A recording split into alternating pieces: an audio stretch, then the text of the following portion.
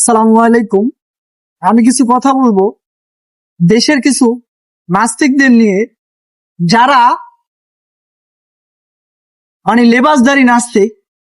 সুন্দর টুপি, সুন্দর পাঞ্জাবি, সুন্দর দাড়ি রেখে তারা মুসলিম জাতিকে, যারা একটু ধর্মের বিষয়ে অগদ্য, তাদেরকে এইসব বিষয় নাস্তিকতা ঢুকানো এবং এইসব প্রশ্ন করে তাদেরকে বিভ্রান্ত করা এই লোকটার কাজ, যার নাম হইছে মুফতি ইমরান বশির। সেগুলো বেশি করে আমি দেখছি। এই যে ফুলটা দেখছেন, ফুল গাছটা সুন্দর আর এর ঘ্রাণটা অনেক সুন্দর, আলহামদুলিল্লাহ। এখন আমি যদি বলি এই ফুলটা আসছে কোথাও দিক, ফুলটা কে বানাইছে? ফুলটা ফুটছে কেন? ফুল এগুলো পাপড়ি কেন হয়েছে? আমি যদি এগুলো বলি যে ফুল এরকম পাপড়ি কেন হয়েছে, আকাশ কেন আলো দিচ্ছে, এরকম কেন আবহাওয়া, ওই যে সূর্য কেন আলো দিচ্ছে, বৃষ্টি কেন হচ্ছে, এগুলো কে দেয়, কে করছে? আপনি কেন নামাজ পড়েন, আপনি কেন দাঁড়িয়ে রাখেন? আচ্ছা সব ঠিক আছে, মানলাম, আমি কেন রাখি, আমি কেন করি সেটা না, আপনি আমাকে প্রশ্ন করতে আসছে।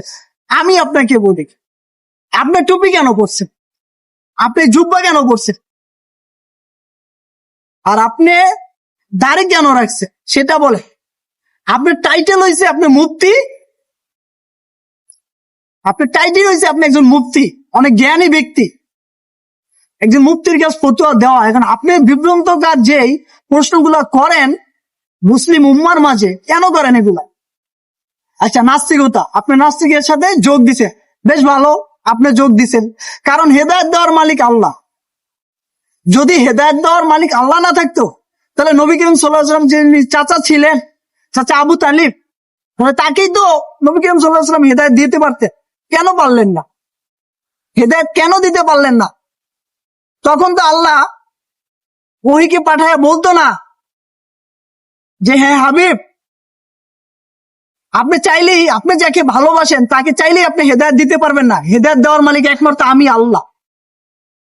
আল্লাহ তো এটা বলতো না যে হেদায়েত দেওয়ার মালিক একমাত্র আমি আল্লাহ, আপনি চাইলে পারবেন না, আপনি না হলে দুনিয়ার কিছু হইতো না, কিন্তু আপনি চাইলে হেদায়েত দিতে পারবেন না, হেদায়েত দেওয়ার মালিক একমাত্র আল্লাহ। আল্লাহ তো এই কথা বলতেন না। তাহলে আপনার যদি এত জ্ঞান, আপনার যদি এত কিছু, আপনার টুপি পয়রা কেন আসছেন, আপনি দাড়ি কেন রাখছেন, আপনি এই ইসলাম বেশে, এই বেশে আইসা মানুষকে বিভ্রান্ত করা কেন ভাই? কি দরকার আপনার? আপনি নাস্তিক হবেন, এটা আপনার ব্যাপার। আরে ভাই আপনি তো নাস্তিক, আপনি তো হেদায়েত মনে করেন যে হেদায়েত দিতেও পারবেন না, দিতেও পারবেন না, কারণ আপনার ভাগ্যে হেদায়েত আছে কিনা জানি না, ওটা মালিক জানে। যদি হেদায়েত থাকতো তাহলে নাস্তিকতা